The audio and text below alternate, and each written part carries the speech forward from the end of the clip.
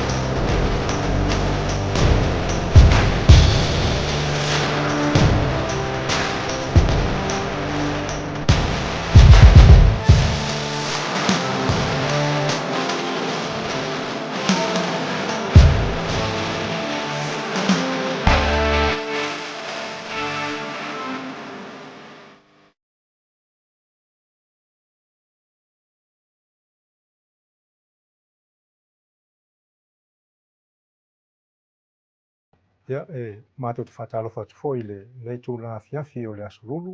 Ia pe o le masine tātou pōkalame o tāna i tālonga. I le mai le tātou pōkalame foi le o le sports tānoa. Le oro mwhai ona tu inatu i le tātou TV, le Blue Wave TV. I asolulu taitasi. Ia whai ele leo whatawa ma whotau moni foi a whionga nei u whai ona mātou mafuta. Ia whatalofa mwhawhi le tuai sa mua e lau whafonga tāpuai. Nei tūna fiafi, le fo o tātou toe mafuta ma tātou whelai. Ia i ngalu foi o le Blue Wave TV. Ia mwhai o natu i na toe tātou pōkalame nei o le sports tānoa. Ia nei tūla ia whawhelai tu foi le mātou maase toru leo wai nei. Ia le awhionga foi le au pepe. Ia talo foi le toe silingia foi nei tamari o le atunu. Ia tu sai fo i malana tautua fo le tele fo pisinisi lo fa pena ona le tato tunu. Ia fatalo fo toi lo fionga lo pepe nei tu la fiafi. Ia sai fo manuia i la sunga taita i tato pokalami la o fionga o mua ia mai ane fo i le la fionga nga ftasi ia po le lipulo le tato Blue Wave ia talo fatu pa io sa mo lo mafuta mal tato pokalami. Moli atu fafta ia le mo so wa no le nei aso lo te mai tau atu ia e te lua le ava noa lo ma to le fo ia fa to mo so wa no ia e te lia ma fi so stai Aftai lau pepe moni le sau noanga lau pepe ia liu mai le si tu ia lo tu tau ia o lo penao na fio toile polisi lo tato TV ia le fionga ngaftas ia so i fu mo ia malangi mai lo fionga mono ia maro lau le so fu mo lo fionga talo fatu foi pa ia mamalo lo tato tunu o lo fa pena mo mene fa so longa ia maroli o va to o fai lo ulu matangata ia fai pokala mo le toini tato po moni le ai o falongo foi o le foi e vala o mai tangata fa mai silia tuto au le na au nge ko au mai la ulu ponga tu wai pe o tata ia ai wala o to ia e pule lava lau whionga ngaftasi o e lava ni a sao le lei lava o le tūlanga nā le wai ai le wha manunu atuai ia ua le awai foi ia le whionga ato le fo ia na husi fio lo hapenao na malanga e tunu i whafo ia le vai malai siata ia o tole a fo o le ua o lo o le whare mai te le lope moi o le se tala fui mono e le vili mai le whare mai e whaangoi po le ane pe o le fale mai no ko lofa e nga e ko malo konga Longinga pe vai ia kupe o le vai whawhingi o e whare mai whingi ioi sa ua le i lau sau noanga fo i tūlanga o lai malanga le se ili se leni ia au lea e o lai le whare mai les wa matano o mai pupua ngai le au lupo ioi moni lei ioi o le whafonga sa mo ia le ua sau no atu ia lau pepe man ngaftas ia i tūlanga ua iei ia le au lupo ia ia la kai ai whainka ma whawhitau ia o le kala pelo au le vanga taua tatou no fotalo ioi wa man ia asiata manuia fo tatou tapuaʻiga ia Oi. atoe manuia fo le faatafagasigasi o tole afoa ia o tatou toe tigaina fo Oi. Tole afoa, o le sa e kakalo ia siaka le mai aso la. Asau aua lava nge suinga i kupe Samoa, o i kupe New Zealand, au mai al kupe Amerika. A malanga mai foi, au mai al paanga konga. Aua lava nge sau sui, au mai paanga konga. Ioi, ia nga saula ia le kausa o mani menga ia. Ia ole, tami foi nei, ia se io tato taliu tu foi se isi sila foi, po fe tonu le ua. Anga ia le tato proklame, a tonu teu tu sili foi ia le, a tapo inga tato tunu. I le matango fie fo i o no whanga le ua a tu sao ina toi le tātou po kalame nea fiafi. Ia morisi la fia. Sau se taimi ia o na whaai loa tu fo i la ia le. Ia o le tūlanga e mai se fo i la tau fo i o lo whapena o na tautua. Ia e hala fo i le no whanga lo mātou au ina toi le tātou po kalame. Ia o i le Pacific Business Hub. O i la fia fui se... O mua ia o le Pacific Business Hub o se tasile o fale pe o pisinisi e to ia pisinisi toa amata ia po pisinisi vonga le mo mir so songi i nisi tūlanga vonga le fa le leia ia moro silfio o i fo langa amata to fo ia le siva ngal Blue Wave o le Pacific Business Hub i le fionga ia le ota ho ia fa pe fo ia sala loa ho Mari. Aftai ia lo fionga ngaftasi. Ia lo pe se sauno wa modi le sauno ngal ngaftasi. Pe yo I fo le na fo. Ia po a mai fo ia nga solonga fo business o le sila fia tatunu. Tasi ne to mari o tatunu. Ia lo telefono sa tono po kala meni e ia nga ka lo po. Ia o le o lava mai ia le la fionga le pepe. Ia awa fo le tau va vaina fo le tatu po kala ia se sauno ia sa fo tulanga o ia le business ne vai tau. Ia mua. E pau ale o pisinisi talung whaawai me le tātou sports talanoa.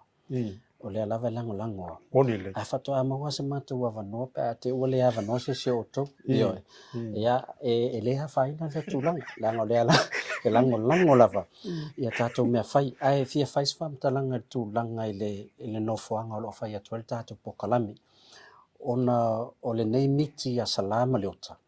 Sa whapea ona whaatino ina ia mawhai e pisinisi fou. O pisinisi fo ia leo ia ni fale a matai ona me faatata noa ia mafsosoani fo salama leota ina ia mfai ona maua se ava noa tono le business hub nei e a matai leo pisinisi o isa a matatu ele office le Pacific 40 ma tatou talo favata e fo le taimina mai le office le o Digisao a matatu I masalo le taimina to I titi o le over man se fulu pisinisi ese pisinisi fatoata wa mata na mawhai ona au mai maua o lātou awanoa tono le nei fale. Ina ia fuafua le tūlanga fo I le, o mantoso spisinisi e le stala. E tatau ana ise e dress fo I le e roai. O le pisinisi o la e legitimate lona whatinoina. Awa ave o tātou e dress il fale. Ia e tasi alau tilo le stangata mai o ile ai, e le vai atu. Se vai o le mena no fo I le fai me pisinisi. E pe o tūlanga lana sa iei lea fufuanga na mawhai e fo e tele o pisinisi a mātou whato amata. O nau mai se fale a asiasi mai fo iei tangata. E tasa lato vai, professional a toa set up. Ia mao se pisinisi o lae e le leile le whatinuina. Ia le fo la wo o le teimu mwhai fo I ona mātou mei mātou ia mātou locations. E tutusa fo I mwhatinuina o pisinisi. A lae le mawhai ona ngalo. Ia le mea sa amata toa. Ia. Tai lau pepe. Pio, Vaoliko, Asiata. Andy, Ayo, Lupo. Ioi. Tole afoa. Whafonga mai. O leo sau no atu lau pepe. Awani ave ilu e tres.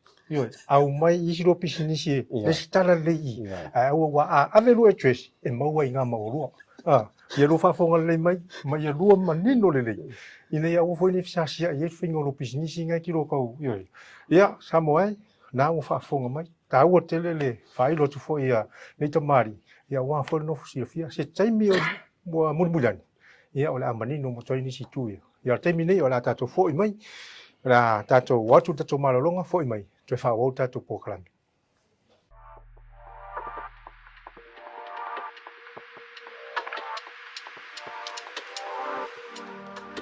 Looking for fast, reliable internet? Join BlueNet today. Whether you're streaming your favorite shows, working from home, or gaming with friends, BlueNet has you covered. With lightning fast speeds, no data caps, and engaged customer support, we're here to keep you connected. Plus, our flexible plans mean you only pay for what you need. Experience the difference with BlueNet. Sa mo lo mai mo whaafunga meni tu la le fiafi. Ia to tanga I mele mata whaatasi atu ma le fionga ia Sala, Laura Kyle Ho, ia o le polisili lea o le Pacific Business Hub. Ia mo lo silifia o le Pacific Business Hub sa whaapena amata tu fo ile Blue Wave. Whaapea fo mai si business sa mo, ma business Pacifica lo whaapena ia I te minei. Ia maro se fo langi mama lo fionga Sala. Malo se foi mau la fionga, foi mono. O le tonu la vale te aunga o le Pacific Business Hub. Ia ole Pacific Business Hub sa maka peng foi mai ele kausanga lua fe mas fuluiva. Ole o se au nanga sosoangi I kangkai manga o maka lako pisingisi po kangakale manga o mga abiaf sosoangi foi kawakia lako pisingisi pa fai o le exist le gaming ai. So ole vision ole Pacific Business Hub is to enable, empower and enrich. Ole ale winga nga upu e kawaku. So kusale enablement part ole le hub provide le ngufuanga le ngai the physical space whai ai ngai sau mai yo clients be whai so officer wai konga kale pe alua o ia lisi so officer but ole senga le hub ma officer lisi a o ia is ai si 5 kank 5 pisingisi le fo ia basi en whainga mo mai fo so soangi mai si I guess ma faufonga mangi ideas fo le work fakasi ai ole part le enablement part ole pole whaasoa aku pole sharing of information so whapea fia manga o maka sau pisingisi e ke sau ia mako ia ngamakalangwa la ia lia e whaasingo aku ia me kaunga whai e maka elo pisingisi manga o mea oele le sosoangi ia make a foi e work alongside you e build lo pisingisi pera lo pisingisi so e mako ia kalkunga whapea provide mako le space the physical space whapea male advice ia enrich our lives so kako kang Pasifika ngi New Zealand so ia foi le upfa Samoa e whamangui ai I guess kako kangaka whatever way that may be so hence why lenga mako Amanguera ko kasi manguera loki. ia amanguera ko kasi manguera le ko kele so foi ia ke ave foi ala o fafkai fui mono ia male Blue Wave team kusala ko le pe la ko lenga mua mai back in 2019 one of our first tenants saya nga vai kaimi ia ke me mako maka Shaki Street so mako kan fai le incubate pisingisi as you grow we will teach you how to get to the next stage of your business so I'm very happy to see that Blue Wave has moved on to their own premises you know and are actually doing well so but le gaming okay loa fenka kele ia le environment le ka ko with the recession so this is why it's really important now it's really important for our business community to come together work together uplift each other because there's not a lot of I guess business going around right now but if I pe pulpuli mafakasi maka kung so soangi lesi se mea whenka so yeah so sisi lava o mawhau whaisong pisingisi po o kirikiro so se mea e amaka ai se ofisa e amaka ai e kele options and whainga mako providinga a whai fo e util pakeki le fo se mea lea ngai sawa kako kalangua po lea se solution but Yeah, e tere raba me iu mo le saunoanga le fionga le tumai te pule le Pacific Business Hub o le collective work o le structure le o pisinisi. Yeah, ele ngata fai ngā o le fisosoangi le I pisinisi tau tiae ma pisinisi lo toma fai. Yeah, matiwa whasangai, e mo fo I tali o le tele o whawhitaoli pēr ngā lue whaatasi. Sala la so va ai le economy nei temi le whengata. You mentioned it before. I le whengata le economy le temi nei. Ua Yeah. whenga whai so songa pu. I la whainga le o tele business wa awhia. E le ngata whai business a whapea fo I ngā luenga wha le maro. Yeah. Okay, loa le mea o ngā, I guess ngā loa ke le aile le whenka o le environment gaming e le ke milinga put out mai ai e le Ministry for Pacific Peoples lako funding where le se ongo se lau walu ongo ia pisinisi sa apalai ai i le funding so as you can see a lot of people are needing help right now but like for us we were impacted last year. That's where we kind of saw the decline of economy of last year when we had ko kele kang ka fai pisingisi sai kong le hub move out so kam fai it cut down on ilako kupe faalu po lako expenses. So that exercise mid last year nga fai foi mako cut mamako services ele mga omia. So for example kang kaya mai kilingi mako ofisa o isi platforms ia makifaanga online so we cut a lot back on those services. Ia mako foi we have to make hard decisions kusa makilima nga o cut services especially pisingisia make work alongside because look for make lo la foi e mga abia la ko le income nga awa foi la ko fufuanga mala ko ai so we've cut back quite a lot and I'm very thankful for ile nga le foi ile passing ingo kanga kayo mai for utilize the space so ole mako primary customer ole kang Pacifica. So last year we had to make the decision to allow non-Pacific to have an office space in here as long as they actually cater for Pacific peoples. So we're very grateful I organizations here. O mai kong le hab susuangi fo yamako awale pupe mau where we still have to pay our bills, pay the lease for the space to allow our community to utilize it, access yamako services.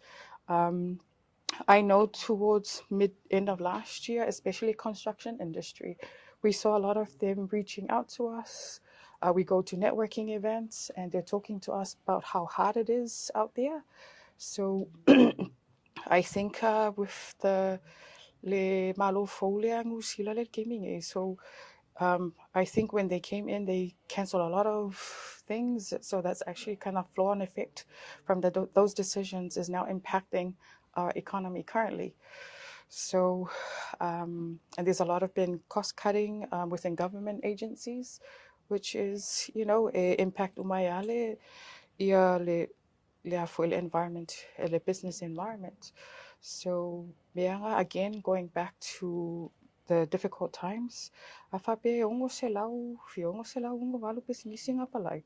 Nga le fast fulu valu ia applications nga famangui inga which is nga le ongo kasmaleiva pasengi o pisinisi la nga mo le manguia mai le ministry. So which is really sad. But imagine if that 600 or so businesses, my fakasi, took to see how they can all work together, prop each other up. Imagine what we can do. But me nga kako le si me foi nga le nga makaile hab. Mangko foi le kala foi nga le akako le fai so ai vai aklo le samo kon fai kiki mai lalu.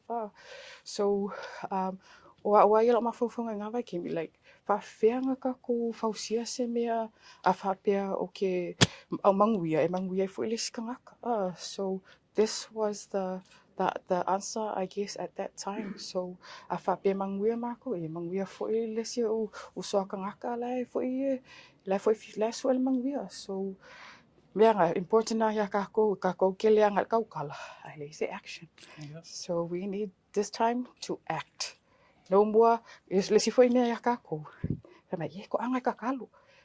Ande angal kalo mangalue.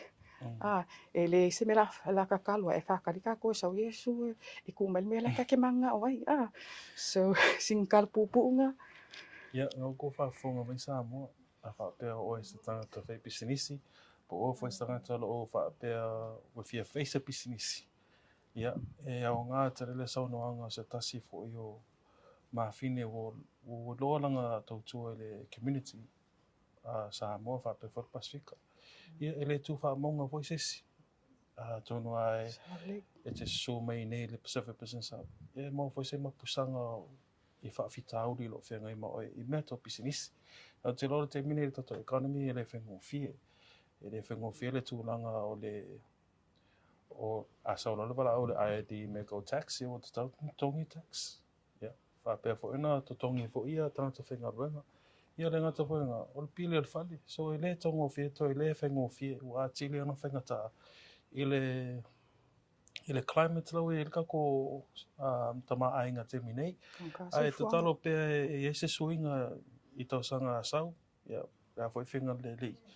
But a whaapea mo mele se soangi. Ia, ngau sono to le tama te pule. Su mai, tala mai au I nei le Pacific Business Hub. Te loa latu lunga le address se temi. I le mea te mo le se soani. Pe sota inga fo I a sala. Ia, one e wala au me la I pe te su mai foi.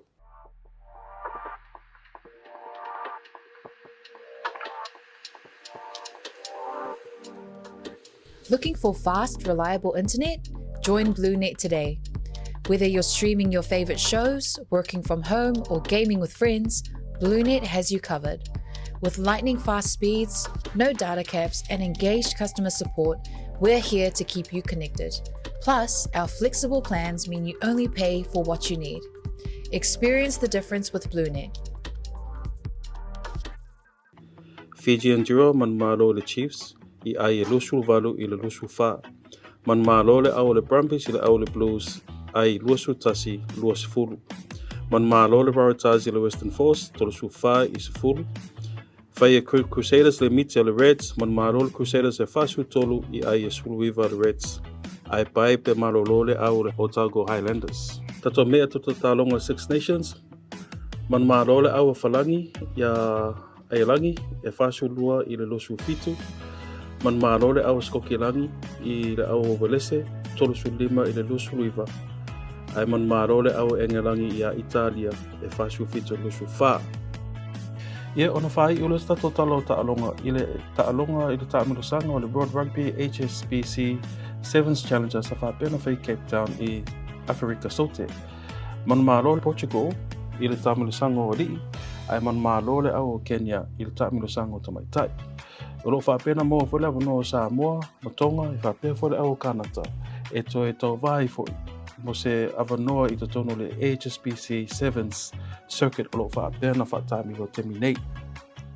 Ia, whaftai atu kumono, ia onisi nā whai unga tālonga pe ona iai I tālonga Super Rugby, ia o le o International, ia whapea fo I taito fitu o lo whapea nā ona awai I tātou awa le Manu Samoa, lea nā lo iai fo ina ia wanoa ia, e mawhai on toi o toi le tātou au I tūlanga I o tamisanga maulunga.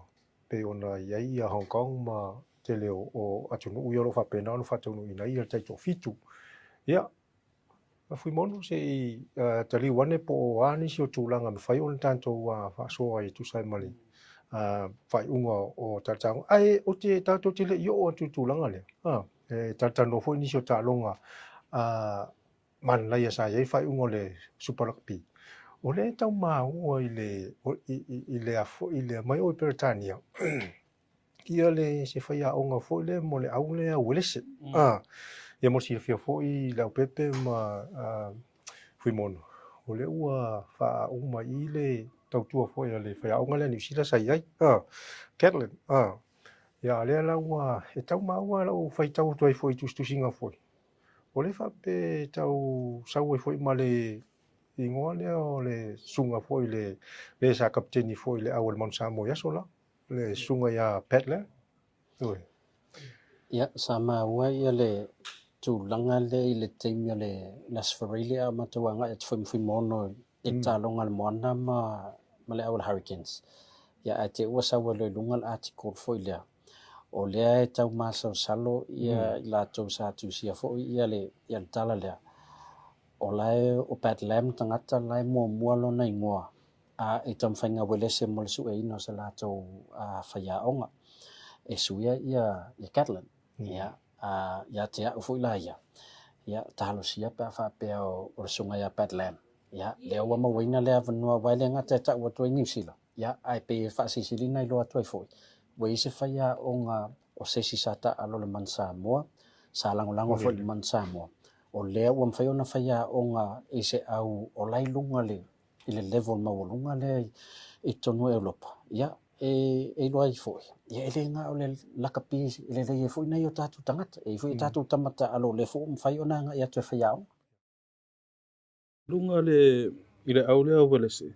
Sa ile le mea sa ova ai atu le weekend. Sa ile tama ile ka alonga le ma le vao skokilangi ma wele se. Sa laku le player jump over the tackler. Ai whaasale le referee. O wa oia kere iloanga i se kula fonga whapenga. But, you know, alo loa fefe lo suso enga o whaaso fo ia le au, ia whape voelo fionga. Pepelea kongu ale le ngi kula fonga. Ia o te tonu le o e fau foi le tu la fon. O le tarhunga o ka alu mai fo kai kala ko. Ia te misalo o pe o swing o fo ia le o e foi tu la fon fo ne ia wale pui pui ngo o tamata alu. I le World Rugby ai mo di le lava tu langa le na i fo le talo fo le super ka pisa o le sa tau le sa mo lo ale polo la kalinga sko. Pe kango ale afase i mai ai punga no ya ele kauria fo le score na fa sala ile au na E te tono le wa matana au titi le fo ele wa rugby i tu langa le ona le e folinga mai e fo i teimi e ono afia i fo tangata le tackler. Le pui ka fo i tangata le al watu le tackle le al watu punga i lunga. E te le se sengo o le molo fo i lea o le i. A wele o tamu e atu tangata le al watu na tango al polo o vai lunga a tau. A sa ele i tau lia score na. Le score le ufa mamlama metu langa ia. O le mamau ia le menta mo e mai e tangata le mal polo. Sau o vai lunga. Ya al watu ya so alisi tackler fa awa tu atu asiko ya lena to assess my level le video referee TMO o life mai there's a level of danger lana involved leta uli lo score al to mana ya score Alo vai tu la upepe ma o mo ate tu sala vale le osole po le hurdle le ile talonga le mo na Pacifica ma le aule Hurricanes. Le sa to va e o fa tino le wingi. Onile. Ya eta foi la na titi lo ali o mo. Ya vai. La al watu ile pito on the side le tackler. Ile vai la foli e fa pena ise contact. Ya ai bo matua fai lo stula fo no sa le hurdles i lungo le stangata. Ya what ya pu e lo fo tamta alo. Ile em fa na tu fa le tu lang. Awala ang tata milo. Ai fa ni tu lang fa per fifi e o so lungol pa. O le si fo i mea le au pepe ma omo. Ia o te loa ma le au pepe o wha alua ni ma o le stadium le no whapa o lua ni asto nai. Le so wa ai le au pepe i le sangisangi fia me o fans o le moana.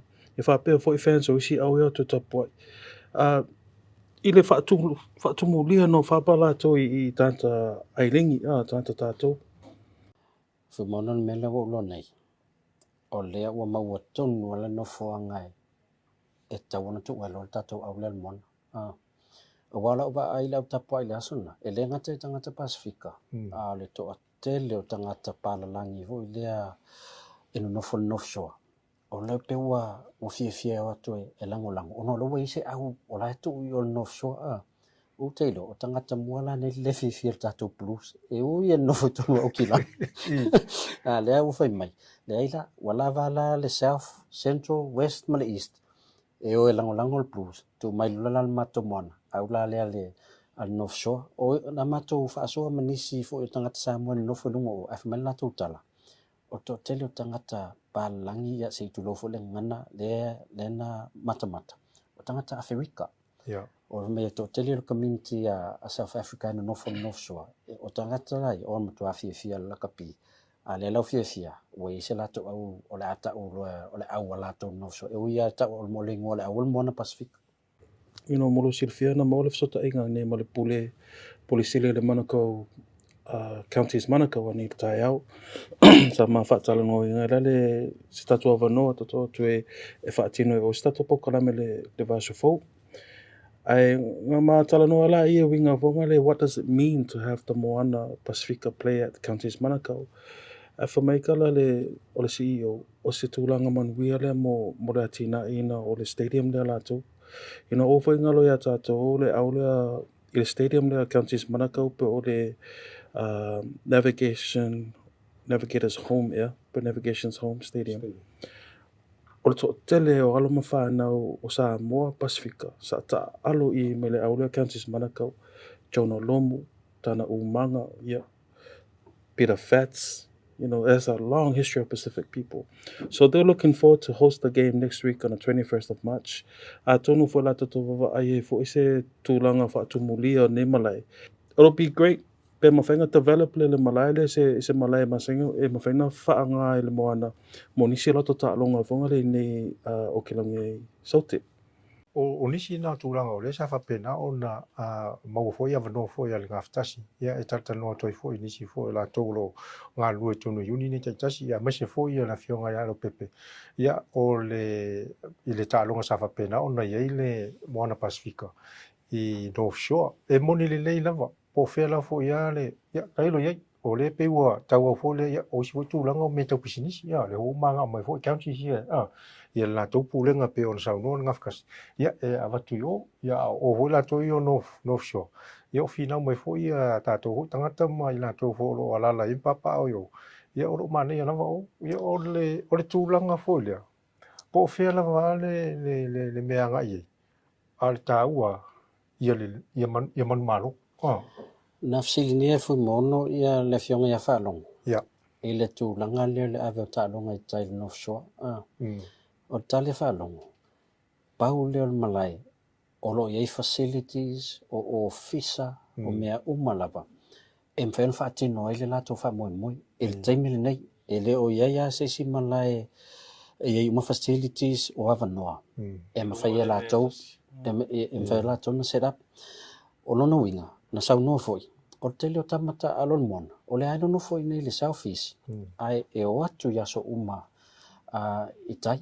O no tūlanga lea. Paulio le whale loa wanoa. A whapela e o le ua tau au titilo mai whai Counties Manukau ia. E mana na o e te tau na ti na ele moana. I Pokikoe. E te tau voi lana matua le lei facilities. E mwhai ona watu le au no fo le mwhatino mai lo lato wha moi. A wane I alo alo pe o tūlanga vo I e whamai I alanga o le wha o ngara tatu malai elefono ai. Awe tatu tālonga e whaisisi mea. O le teimi nei fōringa mai o leo matua I mautu alfa o ngai na o tai North Shore I le malai no whapa. Mo le wha moe o moana. Ai whaftai mo nei tausanga. Tātou tālo sia. A wai whaingo fie na whai mea. Pe amatana maa lo le au. Le au maa lo le Hurricanes. Talo sia la tu tālonga ma le Chiefs. I le vai aso lea wale malolo le vaso nei. Ia, o la whapea na ave pia le alua ngai lunga. Ia maa tono la I whainisi pisinisi o la matalofu. Ina o mai lango. Ia le tatou awal moana. O la tatou atu, tatou malolonga, tatou fo I mai, toi whao tatou pokalame talai tālonga.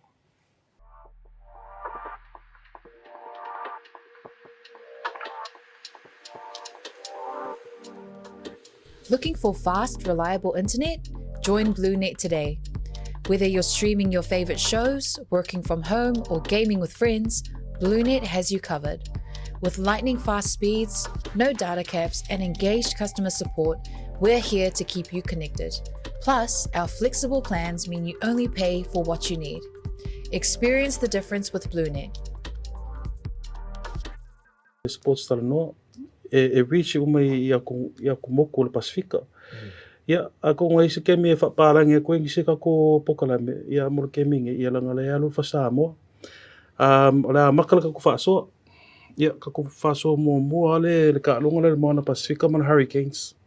Ia, la surua vava aima, la surua maitau.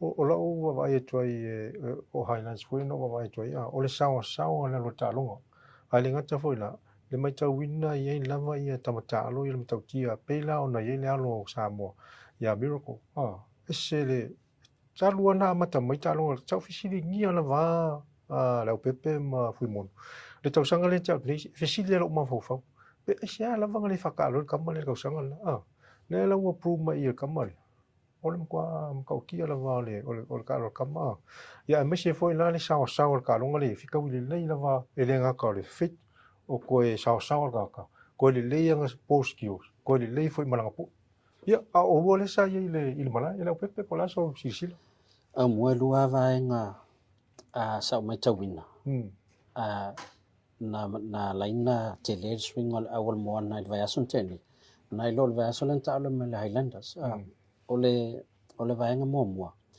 wala iti ya mistakes ole ta lo mele Highlanders ole tele mistakes ale mona le foi na mo wai ai ole tato ole vaenga lo na lua wale le tangata sa controllinga ia le talonga le lato numero se fu ava ai nei le kicking game male al numero se fu le moana le nei ai na matua ai ma tele territory toi le fa nga yo ingo le fa nga ino le ole polo le ana lenga tele avano ua attack ai le backs ole talonga Highlands matua tinga ina le forwards ya ai le tau le file backs ma fa nga le polo na mo atu luma on to le ole forwards al moana le melo ya tonu le nga fo le ole sa via le wa mata na lifi umato tele mama ngalue fa tasi o ai pe ole o tele o sta usanga e alo wai we down na tele au forwards al moana ya ona tonu le mo fo le level of fitness compete ai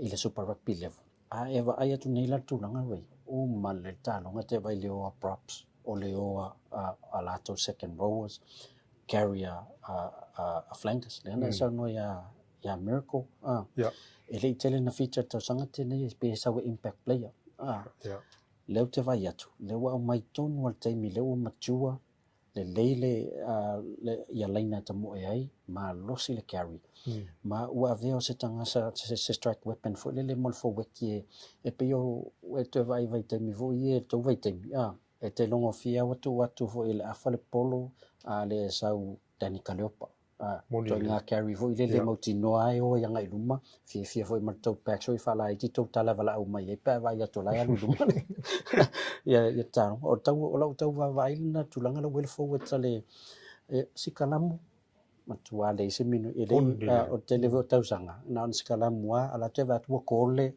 opposition mai fa tato move suasi sol mulis kala mon ale sikalamu lo si le Hurricanes ale na matua ai mafayan compete tele forward almon la sulova ai le midfield alemona ya la lo milo ma Danny Tolo mana tele le combination la uri le nga ka ho le ma lo si la ka mo ko le la pui ko ma nga yo foi le fa nga polo pe tu la ngana la pepe ole o yo tangata mo we masani tu la ngale ole center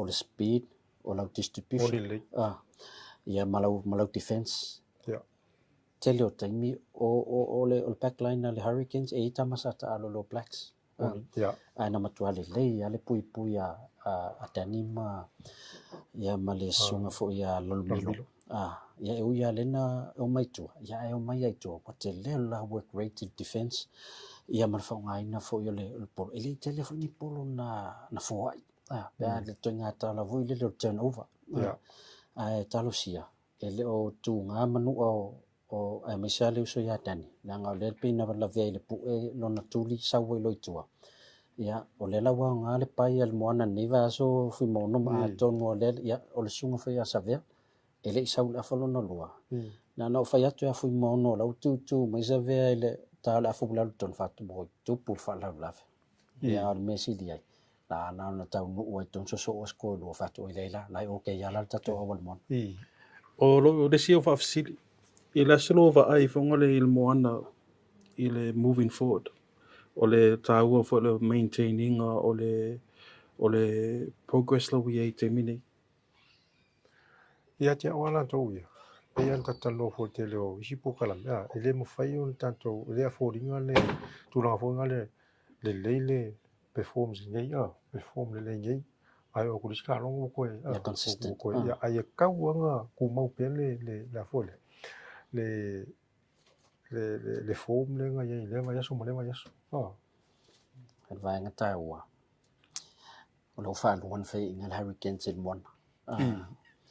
Ia o leo te talo. Ia fa popo toi ma le Chiefs i le lisin na au official one. A wale tua taimin nei. O fai ingal Crusader. Ia le o fai ingal le Chiefs. Ia o te lo mamlama le po o fai ingal le Hurricanes le au ale tua. Ai pe o au ye lua au titi loi au yaso ia. Fa mai ia tau fu tatu malo. Toi pau ala le au le fai ina le tua ma le au mona. O le au le Blues. Pe uia la no te pito i lalo te minni. Ia me si le ia pe ora uia tanga. Moni le ila pepe. Pe ia le tūlanga le kau wha koe. Kau take la wa ia home games. Ia. O pe ila tālonga le umangia gato moana. O le anga lako malo ia i le Hurricanes o lako le home games. O le si la home games ia kau uanga ia take la. Wa fa pe wai. I ei fo i onga whawhika uli o le travel ma le away games. Ele home games lo. Kau uanga malo ina. O le pe o le einga kau e ka ko moana. O vai la o le tua a travel e matua i fa le tonua. A ta alo loi fiti. O le matua fa atua a uia travel atu i fiti. Ia le uva vai ele Chiefs melen tu put weekend le no matuni. O le si tūlanga lau pepe. O le asau si sila i le numbers fulu le almoana la so. O le si swinga le na i nei Le kicking game ma ia ma le running. O le matua sa al tangata. Le step. O le na fatu ia fumon. Se vai fo apo fe me na piki mel tangata le. Malango lo talo ya tonga. Ya le mo mai. Pio Australia sa amata mai na ta alu. Le o sa ton. E matua te le ale se senga le o la ta alu. Manta alo Pasop.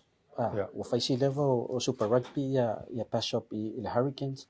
Au te lo wasa o leile fa mua o le fesi le atonga. Awana matua i le leifo i o le defense. A le kicking game mana matua i o tuinga tele na le fa o le tautonga fo na le o talonga la stonai. O le territory. Le leile kiki le po. A wa talonga ma Highlanders. Ana over tatu score e lua.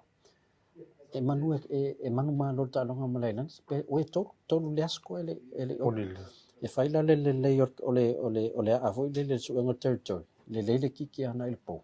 O le leifo i o tamo i le whanga ino polo. O le ana e piki mai le au o le vaiaso vai au o le vaiaso e piki a Super Rugby.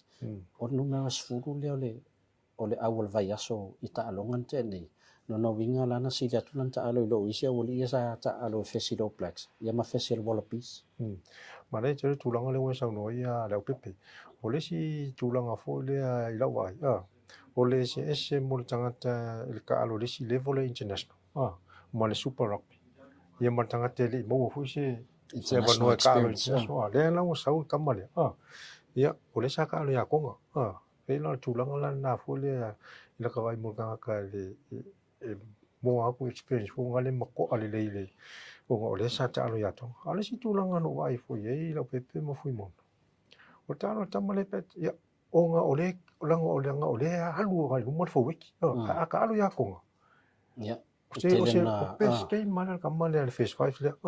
Onga lo vai kulanga ole nga kele nga ko fo le fo wiki la ka kumana Pasifika. Pe la tūlanga la na o fai ngo fi fo ia ana e fai unga fai. Mana e fo i ngai oinga. Ono lai e alu ngai lu man ka ko fo wiki man malo si sai mo na Pasifika le. Alu va ai le termina fatto a matala fano dua fimon. Lena na turn over mal polo, na ona mau al polo, short kick. Lalo, toi le mer polo le afato e mau, toi kiki foi. Matua i te lela na confidence, e fa yele playna, le na mau al score. La e lo le leia, on tua sa ar tato wingi le situ. Le foi le fa ngol kiki. na lai na mua ia skona o toinga playmaker tonu hai le na mir ta no ngate mini lucky mo na lo wai e fa tele me to te fa nga ele na le pasi al polo te mo ale fo confident e fa shot kick ma fa ia place kick ia ai fa nga le la to au tu li fo polo mo wisco Ia, le talonga le Blues fui mono mo le Brumbies. Skalonga whango ke ngaka. Wale me siri o wale uro rusa. Wale me siri nga lea. Whawhikai ero i ia le ia to level ia ia masiata ia siata. Au le lopo la kala sia kala ngale fui ingala au ia sa le mona. ia Ia wa whambanga ia le Hurricane. Ia o le aso si sila le talonga le Blues. Ia se ko le plus kengi al moko o supporters group o le Auckland Blues. Oi, ia o whianga Christian o le uka o lo. ta to wa ia no fo kilan e ta tu savea tu vai lua Blues to e moana ia le na malo le stato au ia e fai ina le stato au o le melo te va tu le tupu ma le Blues pe a fatu stu sa tau sangantene wale se consistency fo ile le tele le turnover o tau sangantene ia carry le polo ala fo ia lo watu ia la to support play fo ile le e toi mo wal polo te mi uma ta longa le tele te mi isolate ile lo sta mo tipulotu na o ia mai si fo I carry ai le ni si watu fango fia na fao e le Brumbies e le polo ia atile o la fo le flanka sa isi a ele o maua la le tulanga vole le hungry le polo le sa ita sanga te nei a wal game plan sa ia le Blues il ta sanga te nei they starve other team in the possession tu ia iluma watu le backs o le matters e fato ave mama wal polo pe mautinoa ua iai o le taimilani ia le ua fiua e taufai atu le plan lea ua tele na isolate ia le tele o carry a latou e pe volinga mai pe o se au la tau famasani le o se au sa champini tau sanga tene Salo le au pepe o le si tūlanga e te le no e malo le Blues. A o lona whane tonu. Te leo kiki misi. Misi kiki o skoa, misi sala. Pe o tu a o ruma la wale poule sa te linga nga kiki e ka kou a polo ia. A tūlanga la tau e ke le mo malo le Blues. A pe o le kiki nkei malenga whare kongu. te ralia mo la ofsili I vai taima tu ta alo e se taimi voi lele na le o vai a tau a polo o antala e tele tau fa malo si ai na vai te bau te lor taimi nei e le o vala a lai watu fatalofa po ai a tau vai taimi Ia. E moni le ia. A le a ruil palau vale ia. E kiki polo. Ia e vai me ale si ai wala tau fasi a tau a polo ma koe fai, ma fai malawa ino. Ia, ole le lau kiki le vaso a ko. E koe, whare kongu mai no le karonga le. Ia ua maulu wafu. O mua, o le sova ai le talo tamale o AJ Lam. Ia. Ma lo si te lea. Ole si ma lo si tamale. A pu e kamale o AJ Lam le kaka. E, hao funga le kambai runga. E se vore maa ngai ei. Ia kele la vango e maua tena over mai e tena over yo e le ngaka nga mo skala a le fai fu kaka le o finga o le mol polo o ka male ma ka mare wi a lo ngal le la le kele le I kongo le o le senta fu e ma lo si ke fu la ka lo le la stona O le tāronga mo le muli e tatu whaaso ai ari mai a tuta topo kalame. O le tāronga leo le wā Fijian draw ma le au Chiefs. Lenga man malo I Lautoka. Lautoka lenga whai tāronga. Lusu valu ai o le Fijian draw I le lusu wha o le Waikato Chiefs. Le solua manatu I la whai solua whaaso nei tāronga.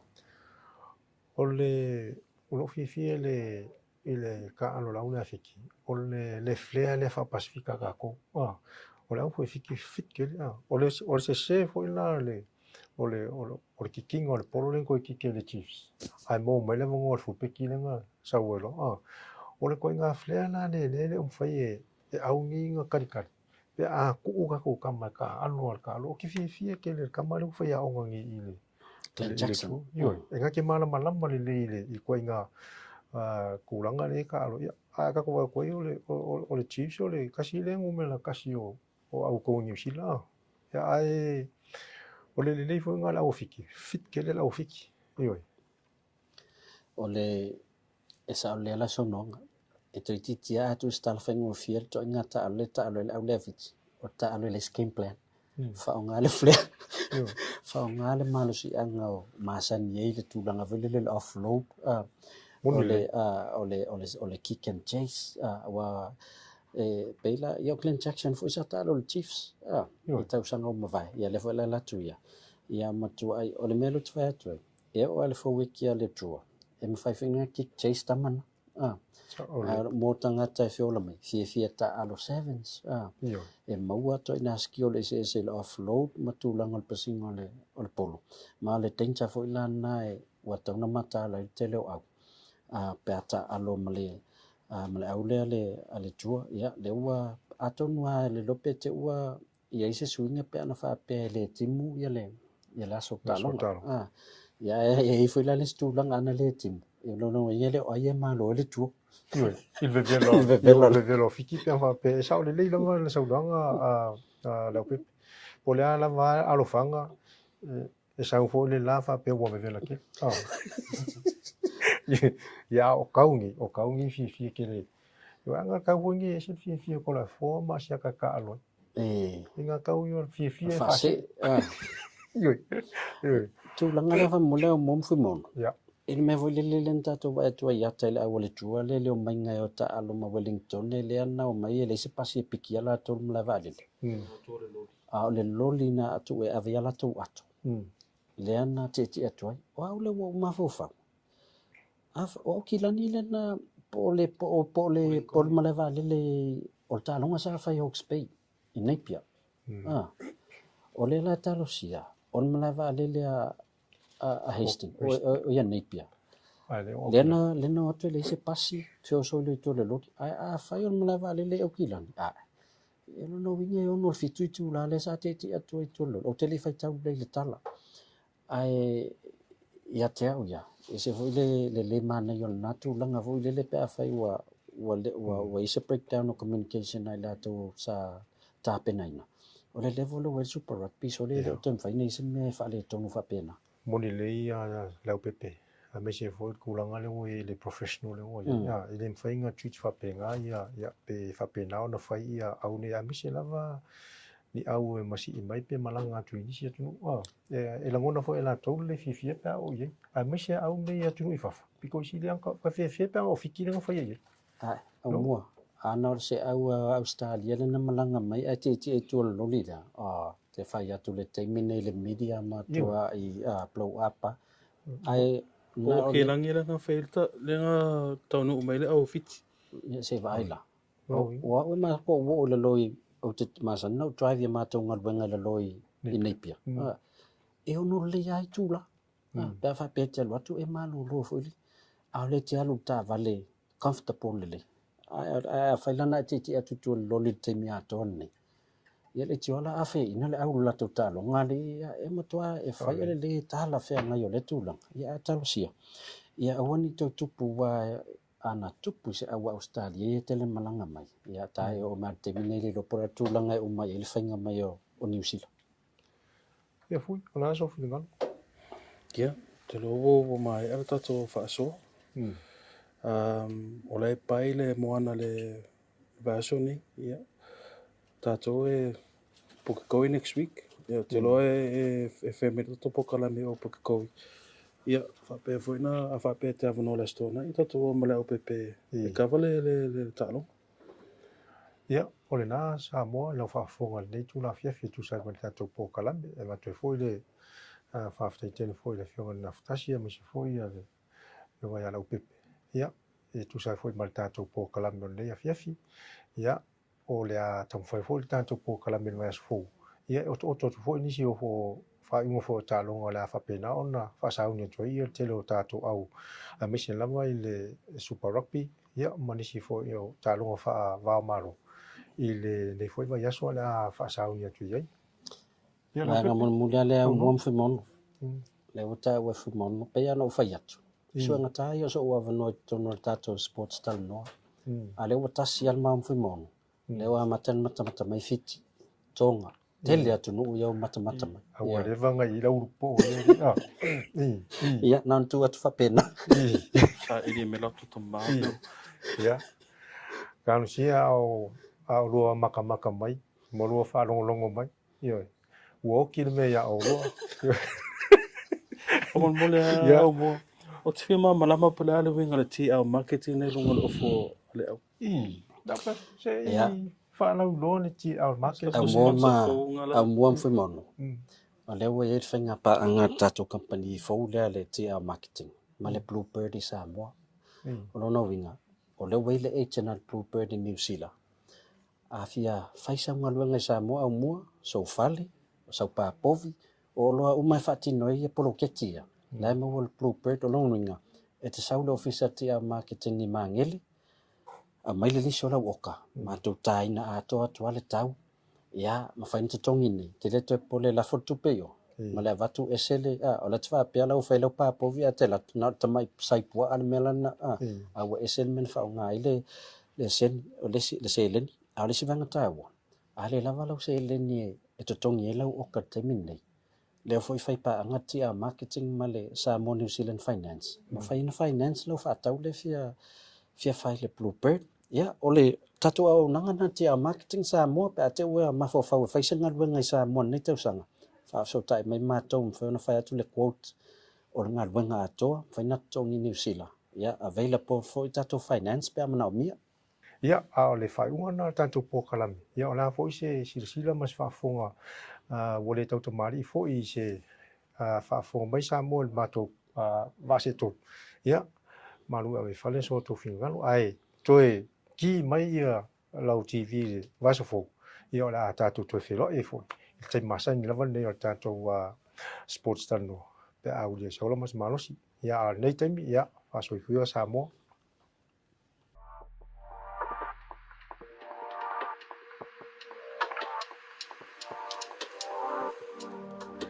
Looking for fast, reliable internet? Join BlueNet today. Whether you're streaming your favorite shows, working from home, or gaming with friends, BlueNet has you covered.